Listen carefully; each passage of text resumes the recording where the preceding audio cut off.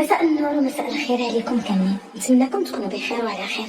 اليوم وكيف ما عودتكم بحال ديما كل نهار جديد. اليوم معنا واحد القصه ديال واحد الاخت اللي هي الهام، غادي تعاود لينا على المشكل اللي عندها. مشكل اش غادي نقول لكم خطير وبزاف. المهم ما غاديش نطول عليكم وغادي نقول لكم بقاو معايا حتى النهايه. جيما كومونتير الله يجزيكم. السلام عليكم خوتي خواتاتي، معكم الهام. انا اليوم جيت نعاود لكم قصتي واللي غادي نبداها لكم من البدايه ديالها باش نقربكم مني شويه. انا البنات كبرت وعشت وسط عائله اللي الحمد لله كنا على قد الحال، ما عندناش وما يخصناش، ولكن كانت عندنا اهم حاجه هي الاخلاق وحسن التربيه. الاب ديالي راجل معقول لواحد الدرجه ما تخيلوهاش، ما كيتعدى، ما كيبغي اللي يتعدى عليه. كان كيقول لنا خليكم مسالمين ومعقولين في حياتكم، واهم حاجه هي الاخلاق ديالكم خاصها تكون عاليه. هو مسكين واحد الراجل اللي درويش وعلى قد الحال، عنده واحد الدروبي كيبين فيه لوازم البناء. اما الام ديالي ربة بيت. عندي 3 ديال خواتاتي بنات كبر مني وجوج ديال خوتي دراري هما الصغارين فينا. الحمد لله حنا كنا متفاهمين مع بعضياتنا. خواتاتي كانوا بالنسبه لي صحاباتي، كنت كنلعب معاهم وكندوز وقتي كامل معاهم، وما كانوش عندنا الصحابات في الدرب ديالنا. حنا كنا حدوديات وكنلعبوا غير مع بعضياتنا، حيت الاب ديالي كان مزير علينا شويه. ممنوع تخرجي تلعبي برا، وكان كيطلب من الام ديالي باش ما تخليناش نخرجوا من الدار. كانت كتقول لنا لعبوا غير مع بعضياتكم، واكيد حنا كنا كنسمعوا الهضره وما كنخرجوش للزنقه. صافي بقينا بحال ما هكذا، دوزنا ايام الصغر ديالنا كامله زوينه، حيت حنا الاب ديالنا واحد الانسان كيف ما قلت لكم متخلق وداخل سوق راسو، وكان مربينا على القناعه وحسن السلوك. كان واحد التفاهم بيناتنا اللي زوين بزاف. المهم هي هذيك حتى انا دخلت للمدرسه بحال خواتاتي، قريت وتعلمت، كنت قرايه مزيان، وكنت كنحماق على شي حاجه سميتها المدرسه والكتب. دائما كنت كنبغي نجي انا الاولى في المدرسه. انا كنت قرايه على خواتاتي الاخرين اللي ديما الوالد كان كيقول لهم شوفوا اختكم فلانه شحال كتقرا مزيان، ودائما كتجي هي الاولى في القسم، وانتم ما باغيينش تقراو على ريوسكم وطلعتوا غشاشات. امي كانت كتقول ليه والله لا عندك الصحه فلان، راه بصح اختهم راسها خفيفه وباغا تقرا وباغا تتعلم وكتنوض تراجع راسها ماشي بحالهم هما. كانت واحد اختي كتقول لهم ايوا كل واحد وكيفاش دار فيه الله، راه ماشي كلشي في هاد الدنيا كيبغي القرايه، وانا اصلا ما عنديش مع القرايه. الوالد ديالي كان كيقول ليها راه الا ما زيرتيش راسك بنتي وقريتي مزيان منين غادي تكبري غادي تندمي عليها، كيف ما ندمنا عليها حنايا. كيعيا معاها بالهضره في الاخر كتبقى تزنفط وكتقول لهم ايوا انا ما ندير بشي قرايه، حيت هي كانت باغا اصلا تخرج من القرايه، ولكن الاب ديالي ما بغاش تخرج. كانت كتمشي غير تستيف عليها، كتقرا وكتجي غير مهمومه ما كتحملش القرايه. المهم هي هذيك كنت انا دايره في الدراسه ديالي، وكنت من المدرسه للدار ومن الدار للمدرسه، وما عنديش مع اللعب والبساله. كنت كنمشي غير مع جنب الحيط وداخله سوق راسي من الصغر ديالي، وانايا داخله سوق جبايه. من بعد ما مشاو ايام وشهور خواتاتي خرجوا من المدرسه ديالهم وبقاو جالسين في الدار، اما انا بقيت كنقرا ودايها في قرايتي. من بعد خواتاتي اللي كبر مني ربي كنسهل عليهم بولاد الناس، تزوجوا مشاو يديروا ديورهم، وتقريبا تزوجوا في نفس العام، تخطبوا قد داروا العرس ديالهم في عام واحد. بقيت غير انا واختي اللي صغر مني وخوتي الدراري اللي كانوا صغارين علينا. المهم بقيت مزيره راسي في المدرسه. انا من بعد خواتاتي ما غادي تبدا قصتي حتى درت 16 سنه في عمري. داك العام كنت تعرفت على واحد البنت كانت كتقرا معايا. هاد خيتي كانت دايره علاقه مع واحد خينا وكانت عرفتني عليه. هو بقى مره كيجي عندنا الليسي باش يتلاقى بيا، كانت دائما كتلصق فيا باش نخرج معاهم. انا ما كنتش كنبغي، كنت كنرفض نمشي معاها، ولكن هي كانت كتبقى تطلب وترغب فيا باش نمشي معاها. مشيت معاها تقريبا شي 2 ديال المرات. من بعد صاحبها بغى يلعب معايا انايا، وكان جا واحد النهار وبغى يهضر معايا. انا كان كيحسب ليا بالي باغي يسولني على شي حاجه، ولكن هو كان باغي يهضر معايا ويدير معايا علاقه. بغى يتصاحب معايا بالعربيه، ولكن الاخلاق ديالي انا ما تسمح ليش نكون الصديقه ديالي ونهضر معاه. ما نقولش لكم درت فيه واحد الدوره شيطانيه وعرقت البال مزيان. هو ملي شافني تصحت معاه وخصمت عليه مشى سبقني من صاحبتي وكذب عليا وقال ليها باللي انا بغيت نغدرها معاه وانا اللي بغيت ندير معاه علاقه. كذب عليا، هي تاقت بي بطبيعه الحال. واحد النهار جات تجي عندي للدار ديالنا حيحت عليا قدام امي وما خلاتنيش بالمعيور.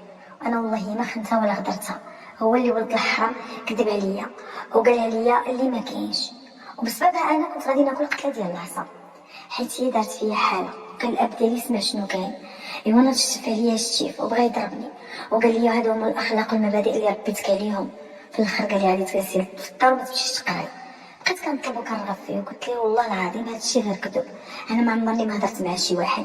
بقيت كنبكي بسبب صاحبتي. الاب ديالي خدا عليا واحد النظره اللي كانت خايبه وما سمحليش وما دوزهاليش غير هكا. ايوا دوزها ليا 3 ايام وانا مغيبه على الدراسه ديالي. من بعد درت شهاده طبيه ورجعت نكمل قرايتي، ومن ديك الساعه حلفت بحلوفي ما نتصاحب مع شي بنت المرأة. اما ديك خيتي كذبت لي انا وصدقته هو وبقات كتهضر معاه. المهم هي هادي كملت قرايتي، بقيت كنقرا حتى غديت الباك ديالي. فرحت بزاف حيت النقطه اللي جبت كانت جدا مشرفه. من بعد الباك مشيت تسجلت في الجامعه، بغيت نكمل قرايتي. فعلا تسجلت ديت القرايه، اما ديك صاحبتي كانت سقطت وعاودات. انا صافي كنت قطعت علاقتي بها وما بقى بيني وبينها والو. كنت مشيت للجامعه وديت القرايه ديالي عادي. كنت داخله سوق جوايه، واخا كنت تلاقيت مع شي بنات خفافات وكانوا معايا في نفس الحي الجامعي وفي نفس البيت كانوا ساكنين معايا. ما تصاحبتش معاهم وعطيتهم اتساع حيت كنت باغا نقرا وننجح. ما مشيتش انا باش نتلف ونضيع الوقت ديالي. وزيد عليها صحابات الفعات ما تعرفي فوقاش يلطفوك وقليل اللي تلقاي نيتها حسنه معاك. المهم هي هذيك داز العام الاول في الجامعه بخير وعلى خير. في ديك العطله الصيفيه كانوا جاوني شي ناس يخطبوني من عند الوالد. الصراحه ما كنتش باغا نتزوج في داك الوقت حيت كنت باغا نكمل قرايتي، حيت انا كنت دايره هدف واحد في حياتي هو زعما نكمل القرايه ديالي ونتخرج حتى انا نتوظف ونشد بلاصتي ونكون شي حاجه في المجتمع. ولكن مع كامل الاسف ملي جاني اول عرض ديال الزواج الاب ديالي قرر باش يزوجني وقال لي يا بنتي سير توكلي على مولانا وتزوجي على راسك، حيت الراجل اللي جاي يخطبني كان صديق العائله. انا ملي مشاو عنده قالوا لي حنا بغينا انا ملي مشاو عند الوالد ديالي وقالوا لي بغينا نتناسبوا معاك واش عطينا البنت، قال لهم سيدي نهار كبير هذا ومرحبا بكم. الوالد ملي رجع للدار وقال لنا شكون جا عندي وعلاش يعني قبلته. انا بطبيعه الحال رفضت الزواج به، رفضت التام وقلت لي ما سمعش من الزواج هذا. انا ما كنفكرش اصلا نتزوج دابا، وشنو غادي ندير بشي زواج دابا اصلا. ولكن الوالد ديالي قال لي بنتي هذا الرجل راه واحد الانسان مثقف وترونكيل داخل سوق راسو، وزيد هو واحد ولد الناس وانا كنعرف الاهل ديالو. انت غير توكلي على الله وسيري تزوجي به راه ما غاديش تلقاي احسن منه. قلت لي لا الوالد انا راه ما باغاش نتزوج، انا راني باغا نكمل الجامعه ديالي. قال لي ايوا خلي بعدا الراجل يجي ويخطب وشوفيه ويشوفك وإلا تفاهمتي انت وياه وخلاك تقراي الجامعه ديالك راه ما فيها عيب، غير خلي الناس تجي عندك بعدا ويرحم الله. منين قال لي الوالد خلي الناس تجي للدار بعدا ويكون خير، وإلا كان مناسب وارتاحي ليه الله يعاونك تزوجي به، وإلا ما تفاهمتيش انت وياه قولي لي الله يعاون الله يعاونك يرجع من يجا. قال لي انا ما غاديش نفرض عليك بنتي شي حاجه انت ما باغاهاش. انا ما لقيت ما نقول صافي حيت عارفه الوالد ما غاديش يقتني ويرميني، هو اكيد هو عارف اشنو كيدير. كل لقى شي واحد ماشي مزيان ما غاديش يقدر يزوجني به. صافي قلت لهم منين هكذا انا قابله يجي للدار يخطبني ولكن بشرط. قالوا لي اما هو، قلت لهم ملي عجبني وتفاهمت معاه انا غادي نتزوج به، ولا كان العكس حتى واحد ما غادي يبزز ليا شي حاجه. قالوا لي لا انت تعرفي هادشي اللي قلنا لك حتى حنايا وانت اللي غادي تقرري شنو خصك ديري في حياتك. فعلا البنات السيد من بعد اسبوع جاب الاهل ديالو وجا غير باش يشوفني ونشوفو. ما نكذبش عليكم ملي شفتو داخل مع الباب صدمني. بيني وبينكم عجبني بزاف حيت السيد كيبان انيق وزوين بزاف وباينه فيه ضعيف وحشومي وباقي جون وصغير وموظف خدام على راسو. ايوا ما نكذبش عليكم حسيت براسي بحال كنعرفو من زمان. المهم هما دخلوا للصالون جلسوا. جات عندي اختي قالت لي قالك الاب ديالي جيبي الماء واجي سلمي على الناس. هزيت الماء ومشيت كنترعد. منين دخلت جلست معاها مشيتو مباشره. ما نقولش لكم عجبني بزاف وحتى اختي عجبها وقالت لي غير سيري تزوجي بيه وتوكلي على الله وكل شيء. زعمني نتزوج بيه حيت هما كانوا ناس مزيانين ومعقولين والله يعمرها سلعه. المهم انا ما لقيت ما نقول صافي قلت لهم انا موافقه نتزوج به.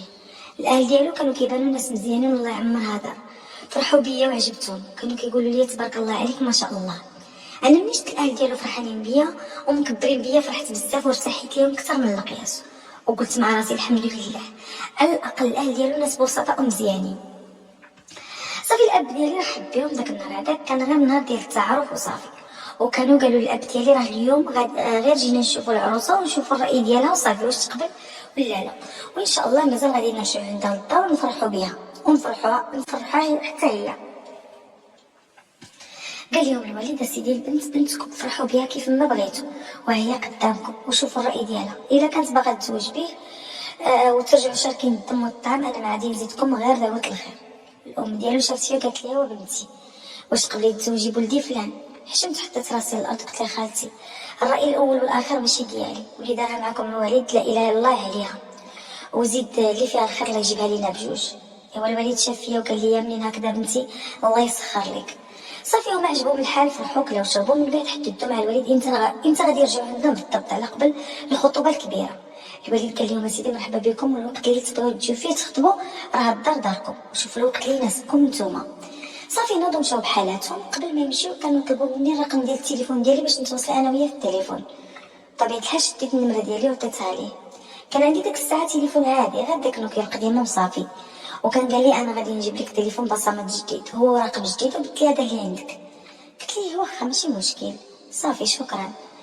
صافي ناضوا هما مشاو بحالاتهم. من داك النهار هو كيتكلم معايا الصراحه كان كيبان ليا ظريف، كان محترم بزاف، كان علاقتي بيه في التليفون زوينه بزاف. كان قال لي شوفي فلانه راه من بعد 2 ديال الاسابيع غادي نجيبو الخطابه ديالنا ونجيو نحددو الموعد ديال العرس ونتفاهموا مع الاب ديالك وقتاش نديرو العرس ديالنا. قلت له سيدي واخا ان شاء الله مرحبا بكم. قال لي واش انت فرحانه بزواجك بيا؟ قلت لي فرحانه ومالي وما نفرح، اي بنت غادي تكون بلاصتي غادي تكون فرحانه بحالي وكثر عاد. قال لي ومنين هكذا انت غير علمي الاب ديالك بلي حنا غادي نجيو النهار الفلاني وما يكون ان شاء الله غير الخير. قلت لي ان شاء الله باذن الله ومرحبا بكم. هي هذيك ملي رجع الوالد ديالي للدار قلتها ليه، قال لي سيدي مرحبا بهم، الوقت اللي يبغيو الدار دارهم. بقيت انا وياه على تواصل حتى دازو دوك 2 ديال الاسابيع.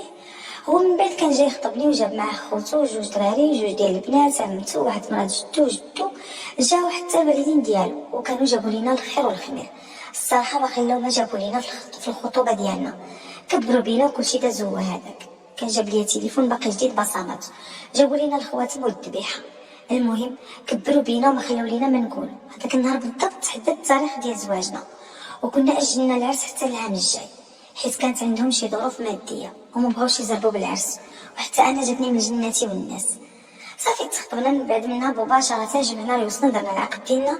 بقيت انا والزوج ديالي على تواصل في التليفون، كنت تفاهمت معاه باش يخليني نكمل الجامعه ديالي.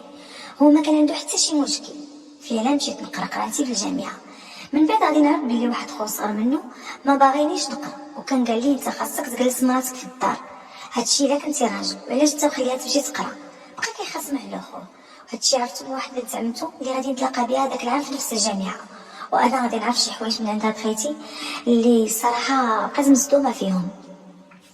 كنت كنجلس معاها كنبقى نتعاود انا وياها، هي كانت كتقول لي عليهم شي حوايج انا صراحه مع مرور الايام عاد غادي نكتشفهم. اكتشفت بلي راجلي وخوه ما متفاهمينش بعضياتهم وبيناتهم شي حساب من شحال عادي. ما نكذبش عليكم في الاول تشوكيت، ولكن من بعد ما ديت ما جبت كنت مع راسي بيناتهم انا شنو دخلني في المشاكل ديالهم. المهم هي هذيك بقيت كنقرا قرايتي عادي حتى واحد النهار غادي نشوف لوسي في باب الجامعه شنو كيدير هنايا الله اعلم. انا كنت باغا نمشي نسلم عليه ولكن هو دغيا قلب راسو مني، حسيت بيه بحال تهرب مني. قلت مع راسي يمكن السيد جا عند شي صاحبتو لهنا وما باغيش يتحشم معايا وكذا وصافي ما ديتهاش فيه. بقينا بحال هكذا. انا ديما غادي نبقى كنشوفو قدامي، مع العلم الجامعه اللي كنقرا فيها ماشي في نفس المدينه اللي ساكنين هما فيها. منين سولت راجل اخو قلت ليه راني كنشوف خوك هنا شنو كيدير، قال لي راه هو مشى يخدم في ديك المدينه وعنده ما يدار تما. قلت يمكن باينه راجلي هو اللي محرشو باش يراقبني ولا شي حاجه بحال ما هكذا. كنت البنات عطيه اتساع واخا كنشوف كندير راسي ما شفتوش. بقيت هكاك حتى كملت هذاك العام ديال الجامعه في خاطري. من بعد منا بغينا نديرو العرس ديالنا نجمعو ريوسنا. راجلي كانت وقعت لي واحد الحديث اثناء العمل ديالو، كان العرس في لوبيطال اكثر من سيمانه. اضطرينا ناجلو التاريخ ديال العرس حتى وصح وشت الصحه ديالو عاد درت العرس ديالي بيه. كان عرسنا داز عادي وما كبرناش بزاف. كنت فرحت براسي مع الاهل ديالي، درت البيسات والماليه. اما راجلي ما بغاش الحيحه في الدار، كان عرس بسيط وصافي. من بعد جاو داوني لداري بحال اي عروسه. بديت حياتي معاهم وكنت عايشه دوك الاسابيع الاولى مزيان. الصراحه الاهل ديال راجلي كانوا محترميني وعطيني قيمه في الدار، وكل واحد فيهم دخل سوق راسو ما ضيعوا ليا والو. من بعد كنت كملت العام ديالي الاخر في الجامعه. من بعد تفاهمت مع راجلي باش ندفع لي سيفيات ديالي. هو ما كان عنده حتى شي مشكل، بالعكس ما قال لي والو. هو اللي زاد شجعني وقال لي الا كنتي باغا تخدمي على راسك انا ما عندي مشكل. هي هذيك البنات كنت دفعت لي سيفي ديالي، درت واحد الدبلوم، بقيت كنساهم في رزقي وفي نفس الوقت قايمه بشغلي مع ناسي عادي. كلشي في الدار هو هذاك، كلشي كنتفاهم معايا، ما عندي معاهم حتى شي مشكل. ولكن هذاك لوسي اللي قلت لكم عليه كان كيتبعني، كان هو وراجلي ما متفاهمينش، ديما هو وياه في نقاشات ومشاكل. صراحه ما كانش عجبني الحال نشوف راجلي هو وخو كيتناقشوا، ودائما كنت كنطلب منه يمشي يكريو لي راه الشيء دابا ينبعدوا على الاهل ديالو المشاكل ديال خوه. ولكن هو ما كانش باغي يبعد عليهم، وقال لي انا ما نقدرش نعزل داري بوحدي ونخلي الوالدين ديالي على خاطر خويا. قال لي بالعكس انا راني هنا ضد فيه، واللي خاصو يخرج من هنا هو فلان ماشي حنايا. كنت كنعيا نسول فيه شنو هو المشكل اللي بيناتهم، ولكن راجلي ما عمرو ما كان كيبغي يقول لي شي حاجه من غير هذاك راه مغير ومحسد، من الصغر ديالو هو حاقد عليا. المهم هي هذاك بقينا على داك الحال. صراحه كنت مخرجه راسي من المشاكل ديالهم، منين كنلقاهم كيتناقشوا كنهز راسي وكنمشي عند الاهل ديالي وكنخليهم بيناتهم. ولا بعض المرات كندخل الكوزينه وكنخدم شغلي وكنخليهم يتناقشوا حتى كيشبعوا. ديما عندنا الحرب العالميه، يقدروا يتناقشوا غير على كاس ديال الماء. كنت كنحس بهم براج وقل هاد من براج بداك الخدايم ديالهم. بقينا بحال هكذا. انا كنت لقيت واحد الخدمه دخلت نخدم فيها. من النهار اللي دخلت نخدم ولوسي حاطه عليا وكيخشي في راجلي الهضره، كان كيقول لي قدامي الراجل يدفع مراته تخدم عليه ماشي راجل، الراجل اللي يخرج من راسو راه راجل الشماسه، وكيبقى يدخل ويخرج في الهضره بواحد الطريقه ديال قله الادب. ما نكذبش عليكم، مع مرور الايام طلع ليا في راسي وما بقيتش كنحمل فيه الشعر. الراجل مسموم كيقطع بالسم وباينه فيه دعوه الشر، لا خدمه لا عدمه، مقابل غير الفهمات الخاويه. من نهار تزوجت براجلي وانا كنشوفو جالس حتى ديك الخدمه اللي كان كيخدم فيها دار فيها المشاكل مع الباترون ديالو، خرج منها وجا شد ليا الركنه في وسط الدار. الا هضرتي ويلك ولا سكتي ويلك. المهم انا ملي شفت القضيه حامضه عطيتو اتساع ومبقيتش كنديها فيه، قلبت عليه وخليته يموت في السم ديالو. انا اللي عليا كنت دايره وكثر، عطي وقتي لداري لراجلي ناسي وكذلك الخدمه ديالي. وحتى الحمد لله نترسمت في العمل ديالي وبقيت كنتخلص. كنت كنتعاون معاهم في المصروف ديال الدار، وكنتهلا في عكوسي والويساتي اللي كانوا الصراحه الله يعمرها سلعه، وما عمرني سمعت منهم الكلمه ديال العيب. لا هما لا واحد خوهم كبر منهم كان مزوج وفارق عليهم، الله يعمر ليه الدار، مؤدب ومتخلق. هذاك اللي خرج فيهم قبيح الله يسمح ليه ويغفر ليه ويرحمه، حيت مات الله يرحمه ويوسع عليه. المهم انا جاياكم دقه دقه. ايوا يا البنات بقينا على هاد الحال تقريبا 6 شهور وانا نحمل، لقيت راسي حامله فرحت بزاف، وحتى راجلي كان فرحان وكلشي تهلا فيا ودار معايا الخاطر.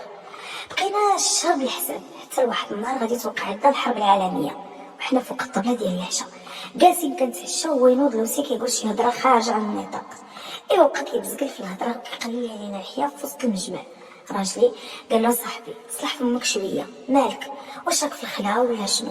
الاخر قال له ما نصلحوش، انت شغلك باش جاي تريكلامي عليا وعلى هضرتي. ما طيح لي الهضره قدامنا، واحد الهضره اللي خواتاتي قد الجبل والله ما تهزيها من الارض.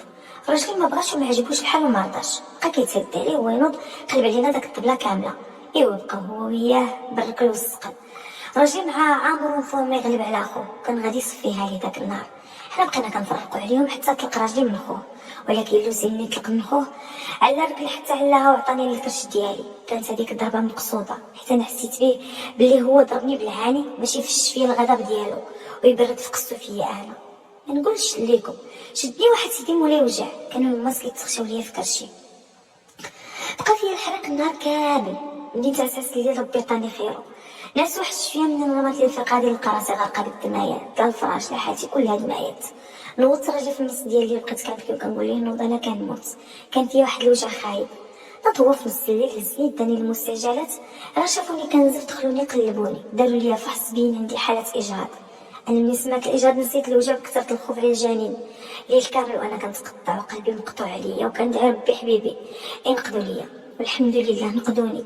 كانوا ضربوا لي واحد الشوكات باش يوقف لي النازف. هذيك الليله بيته معلقه السيروم في يدي، راه كيكمل الدواء كيرجعوا يديروه ليا حتى صبح الحال وانا على حالي. المهم بقيت عندهم ليله ونهار كامل، بغيت لي عاد خرجت حتى استقرت الحياه ديالي شويه عاد طلقوني. يوم جيت نخرج من السبيطار حتى لقيت راجلي عازل لي داري. هو ديك الساعه مشى كرا لينا واحد البارتما قريبه لدارهم تقريبا في نفس الحي، قريبه عليهم بزاف. منين خرجت كنت مشيت عند الام ديالي، هي اللي دارت بالها عليا على ما استقر الحمل ديالي شويه وتحسنت الحاله ديالي. عاد مشيت لداري الحمد لله. ديك الساعه استقريت وتنيت في راسي وتنيت من المشاكل ديال خوه. واخا الاهل ديالو ما عجبهمش الحال، ولدهم يعزل عليهم، ناضوا كيهضروا كيحلوا فمهم، ولكن انا ما ديتهاش فيهم حيت صحتي وراحه بالي اهم من كل شيء. وزيد عليها كنت خايفه على راجلي من خو، حيت هو وياه ديما مدابزين. كنت خايفه شي نهار يفوت فيه شي ضربه ويصدق مكاجي على ود واحد البروج. مازال ما كملش حتى 23 عام، ما نكذبش عليكم. منين فرقنا عليهم وارتاحينا نسبيا وتهنيت، والله العظيم الا تهنيت وهنا بالي صافي. هذيك انا كنت شديت واحد العطله من الخدمه ديالي، عطيت لراسي شويه ديال الراحه حتى تقد الحمل ديالي ورجعت الامور للطبيعه ديالها. عاد رجعت نخدم، حياتي رجعت زوينه بزاف. كنت متفاهمه انا والزوج ديالي وعايشه واحد العيشه نقيه وزوينه. هو كيدير معايا اللي عليه وكثر، وانا دايره كل ما في جهدي باش نكون زوجه صالحه لهاد بنادم هذا. الحمد لله حياتنا بدات كتقاد. انا كنت فرشت الدار كامله على ذوقي، كنت خديت الفراش بالتقسيط، كل مره كندوز لصاحب الافريشه نص ديال المبلغ. ايوا ما جيت نولد بنتي حبيبتي حتى كنت كملت الكريدي اللي عليا.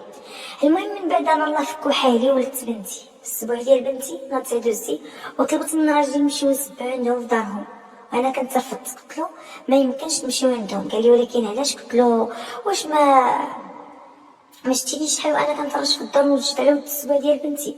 في الاخر انا نهز بنتي وانا والده بالغرازي ونهز الحوايج ونمشي عندهم. شكون هما اصلا؟ مع العلم منين نزلت عليهم علاقتي معاهم رجعت ناقصه، هما بحال ما عجبهمش الحال، يعني ولدهم يفرق عليهم. ولكن ملي جات الاسبوع بغاوني نمشي عندهم نسبع عندهم. انا رفضت، لكن راجلي كان كيحشم منهم، كيوقر الام ديالو بزاف وما بغاش يخسر ليها خاطرها. بقى كيطلب وكيرغب فيا باش ننعس الشيطان ونمشيو نديرو عندهم السبوع. ما لقيت ما نقول ليه من غير واخا صافي. فعلا زديت بنتي وحوايجي مشيت كملت نفسي في دار شيخي. كنت شديت بيت لوستي فيه كنت كنعس. هما داروا لبنتي السبوع كبروا بيا صراحه، فرحوا بيا، كانوا فرحانين بيا اكثر من القياس. بقيت معاهم اكثر من 15 يوم حتى شديت صحتي ورجعت كنقدر نوقف ونخرج ونهز بنتي للرضاعه. عاد كنت مشيت لداري. ديك الساعه انا كنت شاده عطله من العمل ديالي، بقيت جالسه في الدار كنقابل بنتي. غير كمل الكونجي ديالي رجعت لخدمتي. اما بنتي كنت كنديها في طريق العكوز، هي اللي كانت كتقابلها ليا، والصراحه كانت كتهلا فيها وكتبغيها، ودائما كانت كتجي عندي لداري غير باش تكس معاها وتصلى ليا في بنتي. ما نكذبش عليكم كان عجبني الحال بزاف، خصوصا ملي لقيت عدوسي كتعاون معايا في التربيه ديال البنت. بقيت غادي كنتسابق مع الايام والشهور. من بعد ما مشات اسابيع وشهور كنت واحد النهار مشيت عند عكوسي حيت كانوا عارضين علينا. ملي مشيت لقيتهم مازالين مرونين، الدار كامله مقلوبه. زولت جلابتي في الباب، دخلت الكوزينه كنعاون في عدوستي. اما لوسي كانت شاده ليا البنت، هي هذيك غسلت لها المعينات. من بعد قالت لها كوسي يا بنتي نوضي معاك الكوكوط، انا غادي نمشي نجيب شي صخره ونرجع. قومي معاك الكوكوط وقديه حتى نجي. قلت لها صافي خالتي غير سيري. مشات، انا بقيت في الكوزينه. لوسي جات عندي قالت لي فلانه بنتك راها نعست وراها مسكينه معذبه. قلت لها عافاك دخليها للبيت ديالك ونعسيها تما باش ترتاح. شدات البنت ناعسه. لوسي جا عندي في الكوزينه. انا كان كيحسب لي بالي باغي يشرب ولا شي حاجه، ولكن هو جا قرب عندي وبغى يتفسل عليا. انا كنت حاني على البوطاجي، هو رمي يدو عليا. طريح عليت راسي قلت ليه اشنو كدير هنا؟ بقى كيقربني قال لي في نظرك شنو كندير هنا؟ انا راني في داري وحر فيها، ندير اللي بغيت. انت اللي علاش جيتي وشنو كديري هنايا؟ اشنو اللي جابك؟ ياك ما جيتي باش تخدري بيا عويناتك؟ انا جيت ندور فيه، هو راجلي يهضر في وسط الدار، سمعتو كيعيط لختو. منين عرفت راجلي جا ما بغيتش نهضر معاه، اجينا بال المشاكل. هو غير سمع هضرت خو خرج مسلت. صافي ما ديتهاش فيه وما عطيتش الموضوع اهميه. تغدينا دوزنا معاهم هذاك النهار عادي. من بعد مشيت بحالاتي لداري، درت مريض نوم عنده بس. هي هادي ودازت. بقينا عاوتاني واحد المده وراني نمشي عند عكوزي، وهاد المره مشيت نبات عندهم حيت راجلي كان عنده شي غرض برا المدينه. انا بنتي كانت عندي مريضه، اضطريت نمشي داك النهار هذاك لدار الشيخي باش زعما الا طلعت لبنتي السخانه نلقى لي يديني للسبيطار. مع انا من دوك العيالات اللي كيخافوا على ولادهم بزاف، كنت كنخاف على بنتي بزاف. البرد الا صد كنخاف عليها منه. عرفتو كنكون خدامه وعقلي غير معاها، ما كنحمد الله وكنشكرو حتى كنشوفها قدامي. المهم نكمل لكم. كي قلت لكم مشيت نعسه ديك الليله عند عكوزي. بنتي كانت عيانه بزاف، غير كتنازع، ما كانت كطلع السنينات وكانت السخانه غالبه عليها. ايوا بقيت كنعبر ليها في الحراره، كل شويه كنوض نعبر ليها ونشوفها كيف بقات. فواحد الوقت يا البنات انا غفيت ونعست شويه ولا نحس الفراش كيتجبد عليا، مع انا نعسي خفيف. وزيد عليها بالي كان مع بنتي، غير حسيت داك الفراش كيتحرك وانا نوض قافزه. منين فقت لقيت لوسي فوق راسي بزاف. شحال الضوء بقيت كنربرب عليه. هو قال لي انا ما يحسبنيش انتي هنايا وانا حكا غير جيت نهز المنط حيت راني برد. بقى كيتحجج بالحجاج اللي لا علاقه. هنا عرفت المقصود ديالو وحسيت بنيته موسخه، ولكن ما قدرت نقول والو. وحتى الا قوت جمعت عليه الجوقه ما عندي عليه حتى شي دليل، حيت انا كنت ناعسه غير في السيجور. يقدر يكذب عليهم ويقول لهم باللي هو ما يحسبش لي انا ناعسه هنايا. اكيد هما غادي يصدقوه هو، حيت حتى واحد ما غادي يطيح عليه هو كان قاصده. ايوا بقى قلبي كيضرب خافتو بزاف الليل كامل وانا فايقه وحاديه جنابي منه. غير صباح الحال هزيت راسي ورجعت لداري. عيطت ليا قلتي ما طلبوا ترغب فيا نبقى غير العشيه. قالت لي يا بنتي غير جلسي، انت راه ما خدامش هذا النهار، من الاحسن جلسي معنا تغدي وفي العشيه وصل معاك فلوس كفلان. انا ما بغيتش، قلت لها خالتي غير خليني نمشي للدار حكا عندي ما يتقدم زيدون الدار قريبه دغيا نوصل. ايوا هي هذيك مشيت بقيت في داري. منين جا راجل الدار حاولت ليه الفلاش اللي وقع ليا مع خوه. تعصب بزاف من الخوف بقى كيغوت وقال لي الحمار الحيوان نمشي للكلب نجبد ليه مصاب. وبقى كيخاصم دار واحد ردة الفعل اللي كانت قويه. انا ندمت علاش قلتها ليه. الراجل جعل شحال وانا كنرطب فيه وقلت ليه يمكن هو نيتو كانت صافيه ويمكن غير ما شافنيش وكذا وهادي غير باش يبرد هو وما يتسرعش. ايوا هي هادي وداز. بقينا عاوتاني واحد الايام على داك الحال. انا مع المده ما بقيتش باغيه نمشي عند عكوسي غير منه هو، حتى بنتي حفظت ما نخليها لعكوسي. رجعت كنشد الطاكسي وكندي بنتي عند الام ديالي تسلى فيها وتقابلها مره فين كنديها عند عكوسي. من بعد ما مشات اشهر وجات وحده اخرى. راجلي كان مرض وشدت الفراش وكانت عكوسي وبنتها يوميا كيجيو عندي للدار. حتى داك لوسي عزاز عليه خو هاد المره ورجع خطابي علينا، ديما كيجي عندي للدار ديك السيمانه كلها وانا بسببهم خرجت من الخدمه. صافي حيت ما لقيتش كيفاش ندير جلست في الدار كنقابل الدار. هي هذيك داك لوسي كان باينه فيه ماشي صافي، وراني كيف ما قلت لكم عويناتو كيغليو. اضطريت انني نخرج من الخدمه ونجلس في الدار غير باش نقابل داري وراجلي. المهم بقاو عليا خطاباتي سيمانه هما على هذا الحال. من بعد طلبت مني عكوسي نمشي معاها للدار. كنت قلت لهم غير سيروا خليوني انا عندي شي غرض وشي خدمه خاصني ضروري نخدمها ضروري. فعلا داو معاهم راجلي ومشاو، اما انا بقيت في الدار. ايوا هما يلا خرجوا بواحد الساعه ونص بحال هكذاك وانا سمعت دقن في الباب. حليت لقيت لوسي هو اللي جا عندي. قال لي راه خويا فلان قال لك عطيه الدواء ديالو والتليفون ديالو خلاه هنا. قلت لي واخا انا جايه. دخلت وخليته من الباب كيساين. ايوا السيد دخل تبعني حشمت نقول ليه خرج برا، ما قدرتش نجري عليه. دخلت للبيت ديال الناس ديالي باش نجمع ليه الدواء ديال اخوه والتليفون. هو وضح يتبعني سد ليا الباب. بقيت كنغوت عليه قلت ليه انت شنو كدير هنا علاش سديتي الباب. السيد دا كيقرب عندي وكيزول في الجاكيطه ديالو.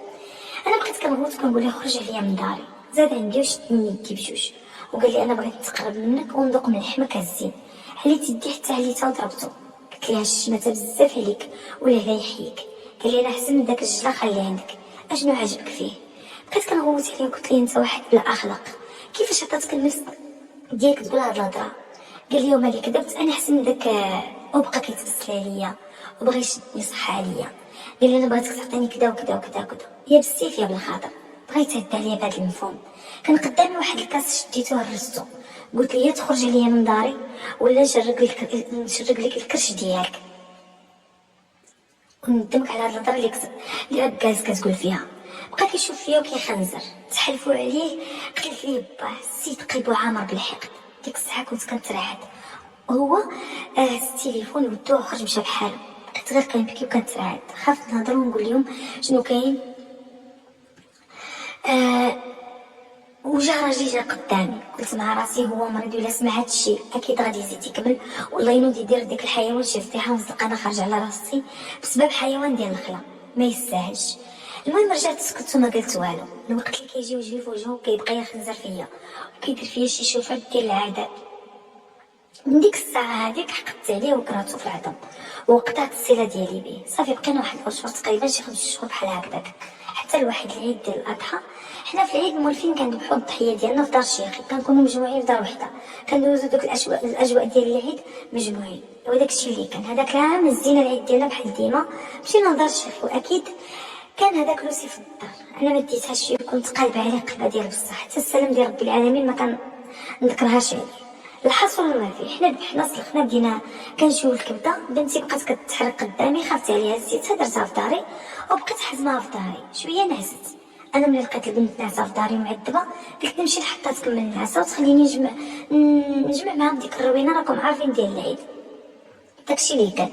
نزلت لتحت حطيتها بيت عمتها، طلعت للسطح وهي خليتها ناعسه لتحت. بقيت كنشقى معاهم وعقلي غير مع بنتي. كيف قلت لكم انا من داك النوع اللي كيخاف على وليداتو بزاف، كنت كنشقى كنفكر فيها شويه وانا سمعت التزعلين ديالها يلاه جاييني من لتحت. قلت لوسي يمكن بنتي فاقت، قالت لي لا راهي ناعسه. بقيت حاطه ودني سبحان الله جاني الغوات ديالها في ودني. نزلت غير بشويه قلت حتى الا كانت ناعسه ما نفيقاش. ايوا يا خواتاتي ملي نزلت غادي نشوف اللي غادي يصدمني ويجيب ليا ما يبقاش. الشماته ديال لوسي مزول البنت الكوش ديالها وباغي تهدى عليا. انا غير شفتو كيخرب ليها تما بيدو، بقيت كنغوت وجمعت عليه الدنيا. الراجل قيمتو قيمة العجل وباغي يتهدى على بنيته، يلاه عندها عام. ما كتمشى ما كتهضر، ما نكذبش عليكم ما سكتش وما صبرتش حتى لبنتي. ما نقدرش نصبر وما بغاتش تصرت ليا. جمعت عليه خوتو وشوهتو. ما نقولش لكم راجلي منين عرف خو باغي يتعدلوا على بنتو شنو دار فيه، بغى ينحر داك النهار هذاك هز الجني باش ذبحنا وجا عنده بقى كيتهدى عليه. كون ماشي خيدفعو زول ليه المضى كنقتلو. شنو غادي نقول لكم، هو ضحى عرف راسو دار اكثر منه، هز راسو وخرج. اما انا بقيت كنغوت وكنطلعت عليهم تما، ما بغيتش ندوزها ليه غير هكذاك. قلت لهم والله حتى ندير به شكايه عند البوليس. بقاو كيطلبوا كيرغبوا فيا باش نسكت وما نديرش الفضيحه. بقات عبوزتي كطيح لي على رجلي وكدير لي في العار وكتقول لي جيتك بوجهها مسكينه ما سكتي بركه من الفضايح. العيد هذا غادي تشوهي بينا. سمحت لهم في داك العيد وهزيت بنتي ومشيت لداري وانا كنترعد. كنت خايفه غير على البنت، بغيت نديها للطو وندير ليها فحص، ولكن كان العيد كلشي داك النهار سد. بقيت يومين وانا بحال الحج اللي مقطع عليه راسو.